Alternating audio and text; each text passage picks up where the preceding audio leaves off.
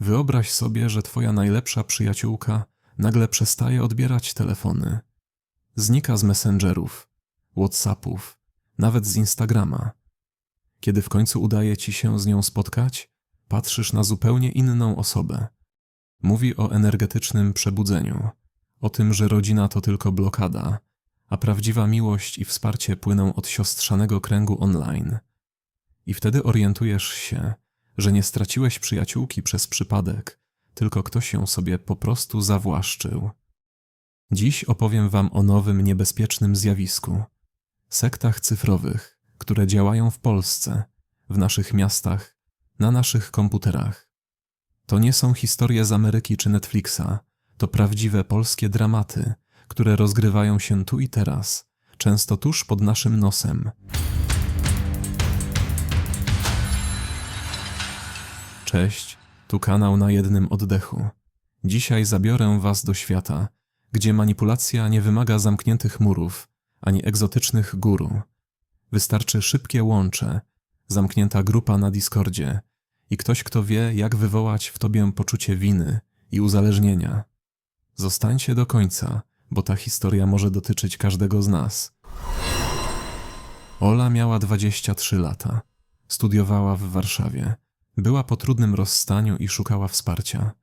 Pewnego wieczoru na Facebooku wyświetliła jej się reklama: dołącz do kręgu przebudzenia, znajdź nową rodzinę, zyskaj spokój i moc. Kliknęła. Wszystko zaczęło się niewinnie. Zamknięta grupa na Discordzie, codzienne motywujące wiadomości, webinary z mentorką, która mówiła, że jesteśmy światłem, tylko musimy się oczyścić. Początkowo Ola czuła się lepiej. Wreszcie ktoś ją rozumiał, wspierał, dawał zadania do wykonania. Ale po kilku tygodniach zaczęły się wymagania. Ogranicz kontakt z rodziną. Oni cię blokują. Nie rozumieją twojej drogi. Za udział w kolejnych kursach trzeba było płacić 300 zł za energetyczne oczyszczenie, 500 zł za osobistą konsultację z mentorką. Ola zaciągnęła pożyczkę. Przestała wychodzić z domu. Porzuciła studia. Gdy jej mama próbowała interweniować, Ola odcięła się. Nie rozumiesz mnie, tylko siostry z kręgu wiedzą, co jest dla mnie dobre. Po 3 miesiącach była zadłużona na ponad 10 000 złotych, odcięta od bliskich, z poczuciem winy, że nie jest wystarczająco przebudzona. To nie jest odosobniony przypadek. Według danych liczba zgłoszeń o manipulacji w zamkniętych grupach online wzrosła w Polsce w ostatnich 3 latach o ponad 60%. Nowoczesne sekty w Polsce działają inaczej niż te z lat 90. Nie mają fizycznej siedziby.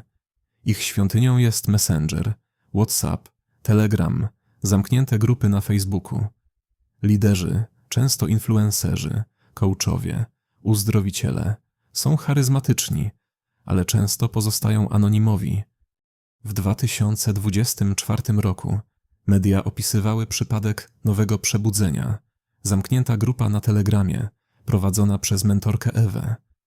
Codzienne raporty, nakłanianie do zerwania kontaktów z rodziną, wyłudzanie pieniędzy za energetyczne oczyszczenia i rytuały na szczęście.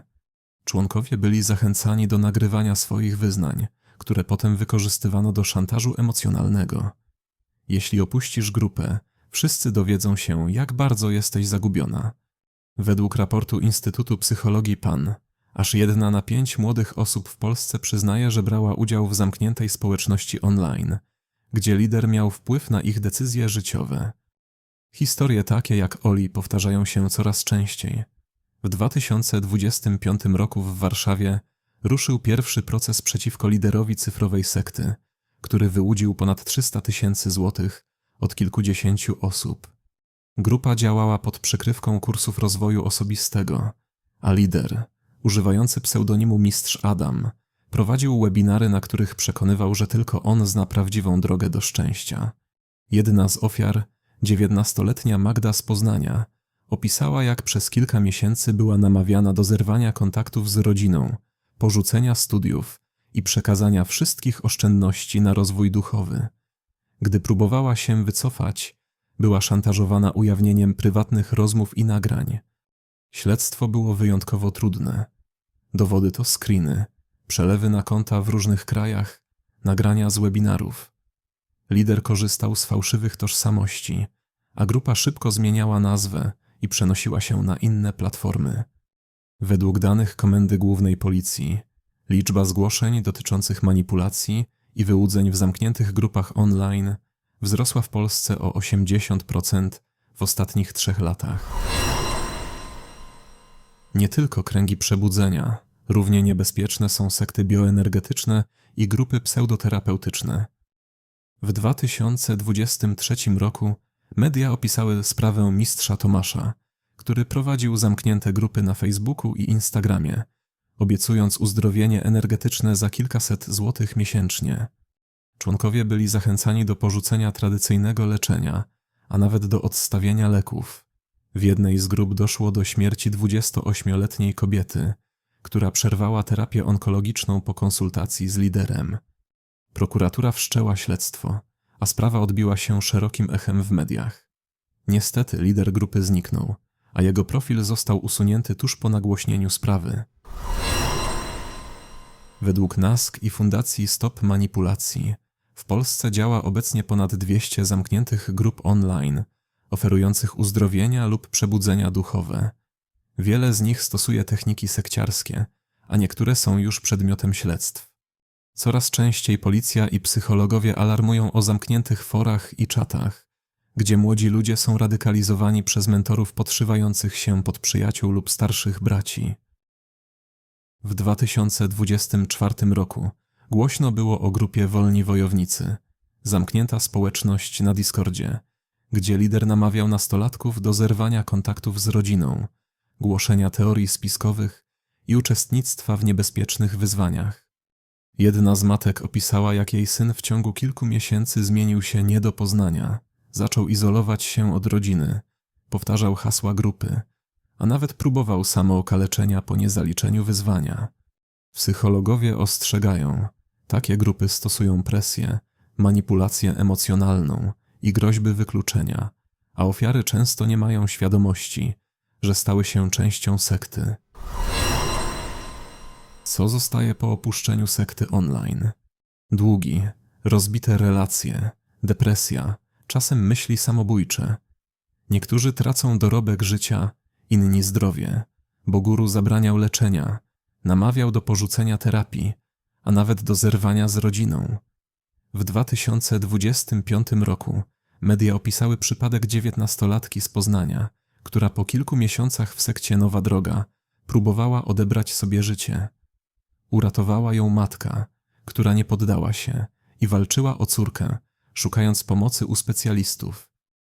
Możesz myśleć, że ciebie to nie dotyczy, ale sekty online nie szukają słabych, szukają ludzi w kryzysie, samotnych, zagubionych, czasem po prostu ciekawych świata. Kuszą obietnicą szybkiej zmiany, nowej rodziny, lepszej wersji siebie.